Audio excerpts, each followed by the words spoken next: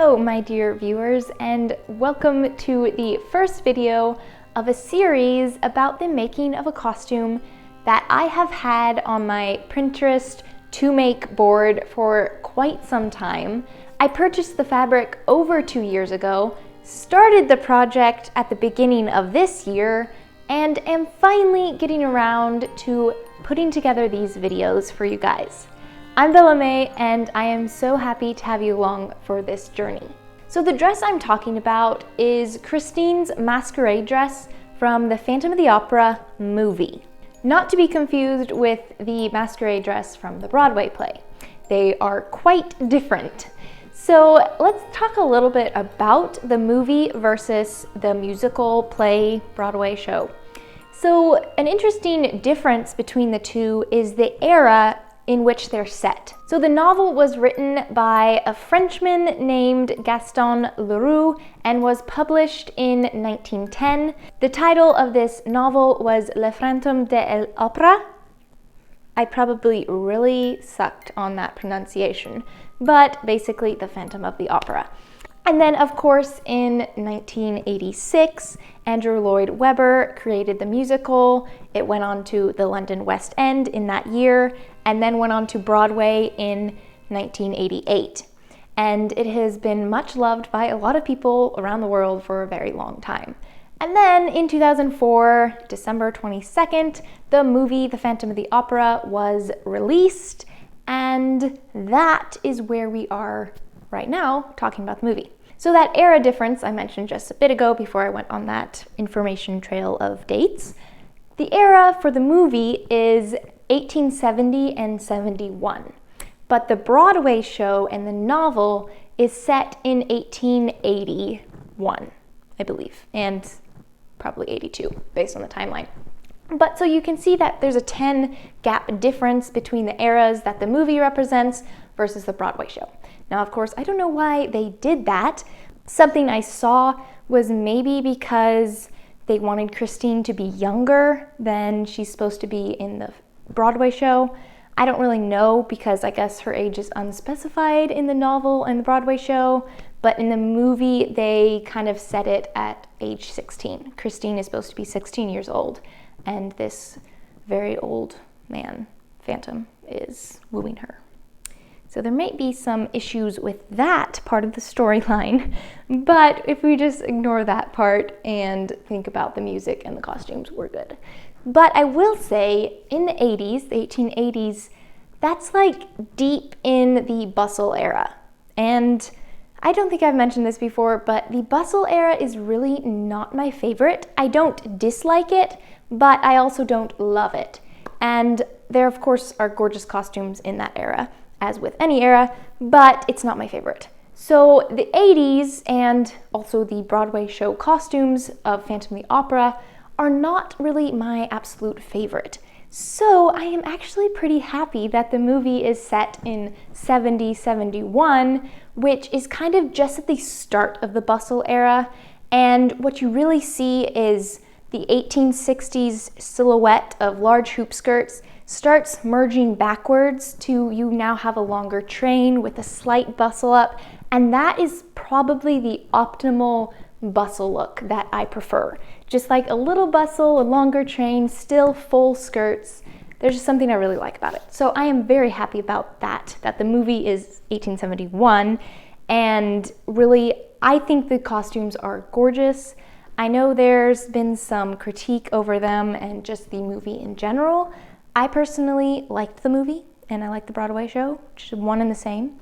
But the costumes in the movie, I will say, are far superior than the Broadway show, and I don't know if I should say that. But, of course, the singing in the Broadway is 1,000 times better than the movie. But, so they kind of balance each other out. The first time I saw the Masquerade dress in the movie, I'm pretty sure I fell in love because it's simple, but not at the same time, and it's just pure elegance. So really, I love it. And also the dress she wears during the Think of Me song is also stunning and gorgeous. And maybe that's in a future project, who knows. So something I have been doing for a long while when I make costumes is to really focus on the foundations. So the foundations of a costume or a historical dress is always the undergarments and the structure. So the corsets, hoop skirts, bustles, all that. That's the foundation of a dress.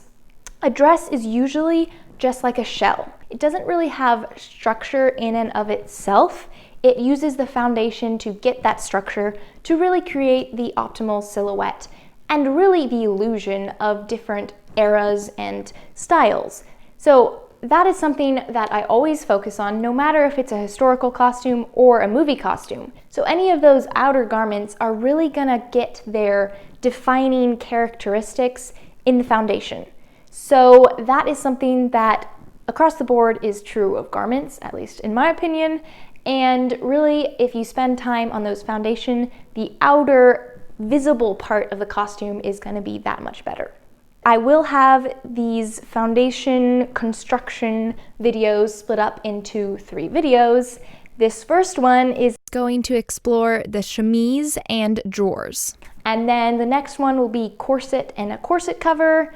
And the following one, the hoop skirt and the petticoats. So those will be 3 videos that'll be coming out soon. And then of course we'll go on to the outer dress itself. So since this costume and movie is set in history, and I want to be not only screen accurate with my replica, but also historically accurate with things that aren't seen in the movie and its costume, I decided to design my own chemise pattern myself. I looked through, of course, historical examples and advertisements and such, and kind of came up with a good idea of how I wanted to design mine. And then with the drawers, I did use a pattern, and we'll talk about them as we get to that point. So before we go on, I do want to mention that the pattern that I designed is available for order, and you can find the links for that down below, and it should pop up. But with that aside, let's go on to actually learning about the making of the chemise and drawers. Before going on to actually designing the chemise, I did pick through some of my lace collection and pick some that really just worked well with this project. This lace here I thought would be perfect for the chemise. And then this I thought would work perfectly for the drawers because it slightly matched the previous one. I also saw this one peeking out, and I thought it would just work well with the edge of the corset, but we're going to talk about that next week, so I just set it aside for now. And then some lace insertion. This is something I knew I wanted to do with the chemise. I just really wanted to experiment with lace insertion because I had never done it before. After I designed the chemise, the next step was to draft it. Now, I didn't want the neckline of the chemise to interfere with the neckline of the actual garment, so I grabbed some washi tape and I placed a guideline for the chemise so when designing it, I wouldn't go past it. So I used washi tape for this process, and let me tell you, it was probably not the best idea. It really did not want to stay put, and so I ended up just pinning it in place. But it did the job, and I ended up with a chemise that didn't go past this neckline. Once I drafted my pattern, I then traced the neckline and the arm hole on it so I knew where to cut.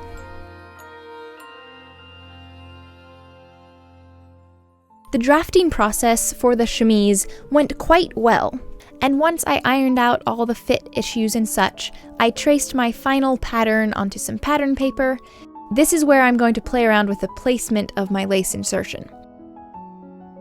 I wanted my lace insertion to lie evenly across the neckline as well as the bottom part of this yoke section to the chemise. I just traced an even line about 1 inch away from the neckline and this bottom section of the yoke. Once I got all my lines traced, I then just double-checked to make sure that both the front piece of the yoke and the back piece of the yoke matched up, both on the side seams as well as the shoulder seams. Once that was good, I just basically cut along this traced line. This is basically opening up an area for me to put my lace in. Just watch and it'll make a bit more sense as we go forward. After I cut these apart, there's a lot of pattern pieces to this now, and a lot of them look very similar. So I definitely wanted to mark all my pieces to make sure I didn't get mixed up. The next step was to actually start cutting out the actual fabric. So I basically traced these pattern pieces, which are very oddly shaped, and then I added seam allowance to the place that I cut the pattern apart, if that makes sense. So where I cut along those traced line, I added my seam allowance to that edge and then cut it out. Because remember, I'm adding insertion lace to that cut edge. And so I need seam allowance along that cut edge to be able to sew the lace insertion in place. So with this pattern, I'm just adding the seam allowance to that cut edge because all the other edges already had the seam allowance intact. If you're doing a similar technique, do beware of how wide your lace insertion is. You will have to deduct some seam allowance if your lace insertion is large. Mine was very tiny, about 1/8 inch, so I actually didn't worry about deducting any seam allowance and such to make room for that lace. So once that was all finished, I needed to now sew all these pieces together. Now I did decide that I wanted my lace to have as little seams as possible. And so basically what I decided to do is to create a circle out of the pattern pieces. And so I'm basically sewing the side seams and the shoulder seams together before attaching the lace. Basically, the best way to put this is if I hadn't cut the placement of the lace insertion, I would be sewing the shoulder seams and the side seams. I cut the lace insertion, but I'm still doing that same process of sewing the side seams and the shoulder seams. Another thing I decided to do before applying the lace is to fell the seams. So I just did a simple felled seam and hand sewed it in place. And so all the raw edges of the side seams and shoulder seams were contained before I actually started sewing the lace in place.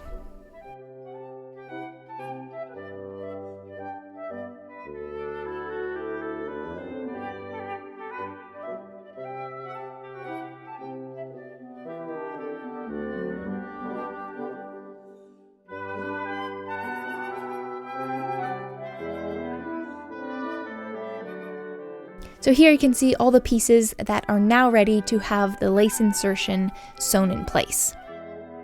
So the process of applying this lace insertion was literally to take one of the edges of the pattern, and yes, that's a pattern piece, it's just very tiny, and I pinned the lace insertion to this pattern piece.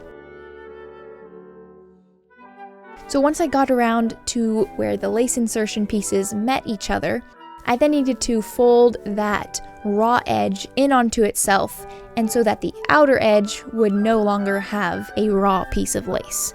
So remember, what we're seeing right here is the wrong side of the lace, and so that's why the raw edges are folded that way.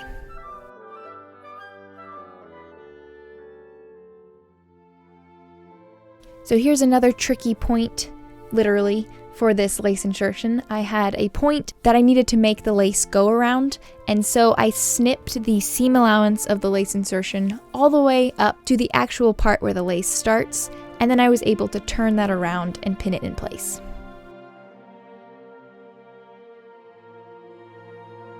And then a lot of tedious sewing followed. I am literally sewing right up next to this tiny piece of lace. I didn't want any of the seam allowance of the actual lace insertion to show, just the lace section. So it was very tedious to get that close to that tiny bit of lace without sewing too far over either way. After the sewing was done, I then went to my sewing table and pressed the seam allowances towards the yoke section of the chemise.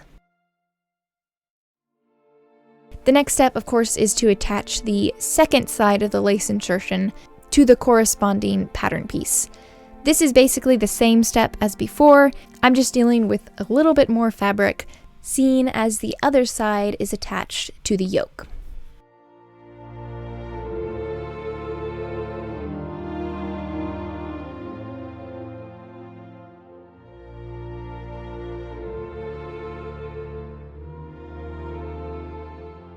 Once I got all the pieces attached and lace insertion inserted, it's done as far as getting the lace in place. But before we go on, some tidying up of these seams is needed. Again, I'm going to do a felled seam to secure these in place and contain those raw edges.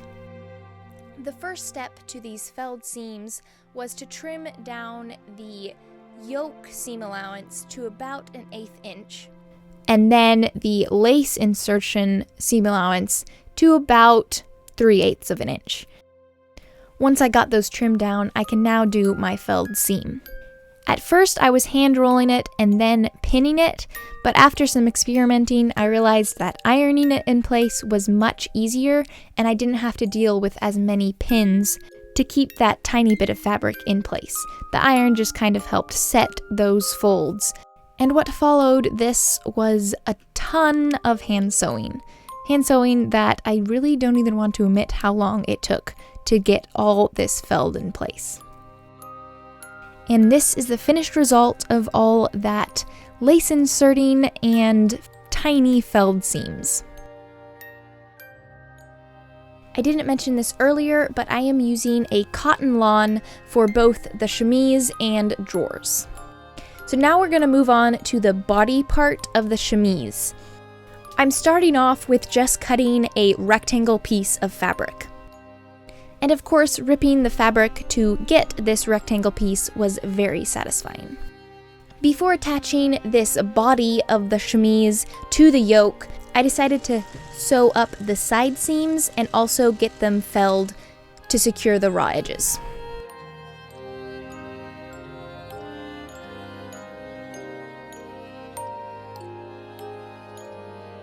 After I got the side seam sewn, I also went ahead and hemmed this piece of fabric. So basically what I'm doing is prepping this whole base piece before I go on to actually attaching the base piece to the yoke. So here's another step that I did before doing that. Last minute, I decided to add some pin tucks to the bottom part of this chemise. Just to add some extra flair to the design. What followed was a bunch of marking and sewing those pin tucks. I'm doing 1/4 inch pin tucks, and I ended up doing 10 pin tucks along the bottom edge.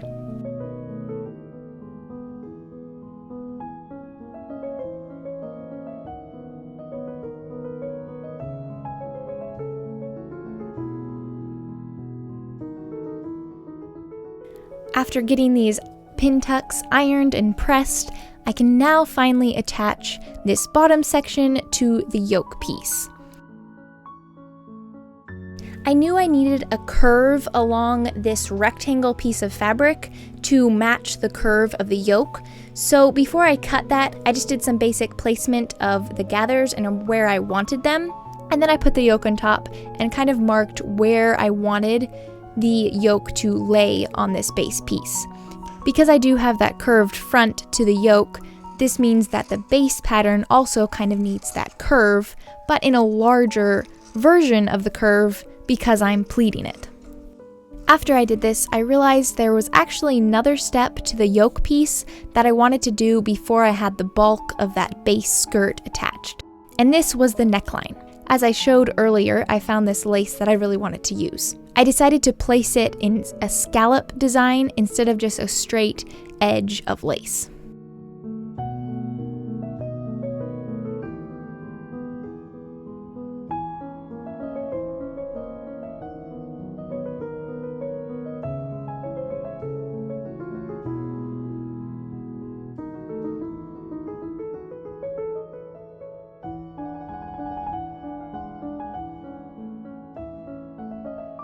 Once I got this lace sewn in place in the scalloped design, there was some more hand sewing and felled seams to do.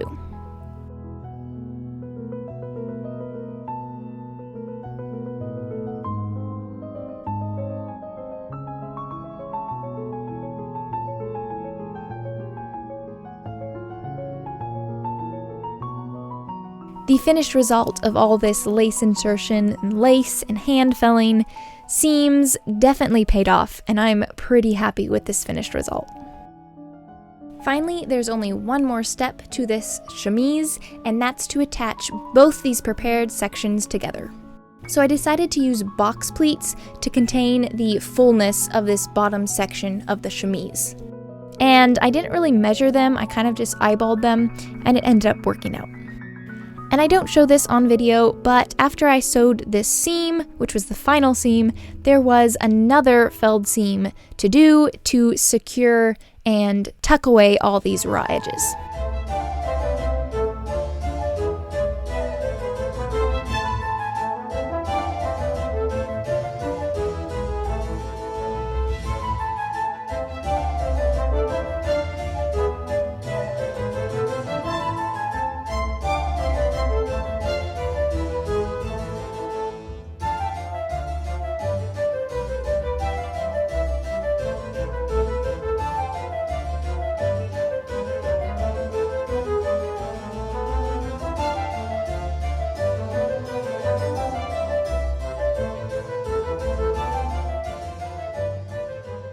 Alright, on to the drawers.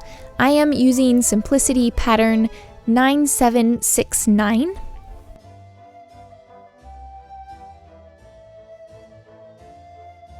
And don't you love my pattern weights?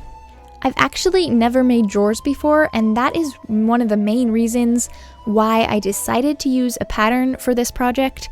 I will probably draft some later on, but for my first pair I decided using a pattern was probably smart. Now, of course, I wasn't gonna make it easy on myself, so I decided to alter the pattern a little bit to get this point in the waistband instead of just a basic band. I sewed the seams of the drawers with felled seams as well, but I did machine stitching instead of hand sewing. And of course, I wanted to kind of match these drawers to the chemise, and so I added some details such as pin tucks, lace insertion, and that large lace piece that kind of matched the chemise lace. I placed the lace insertion on these drawers the same way that I did with the chemise. And then also I box pleated this large section of lace because I used box pleats on the chemise.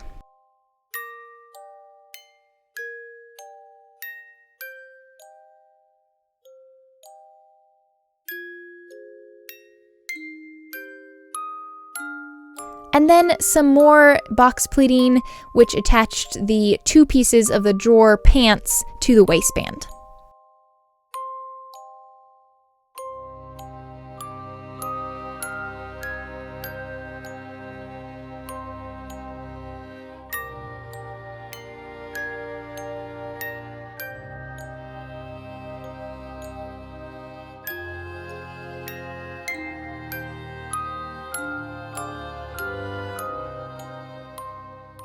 So that about sums up The creation process of the chemise and drawers for this Phantom of the Opera Christine Masquerade project.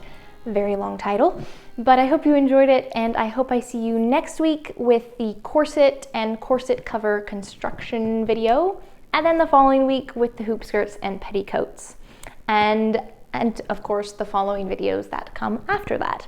So I hope you enjoyed, and be sure to look at the pattern if you are interested. Also, if you're new around here, I would love if you hit that red subscribe button. I post weekly, mostly. If you want to continue seeing this video series and other project videos like this, be sure to subscribe, leave a comment, a like, and now go out into your own sewing area and learn, create, and inspire.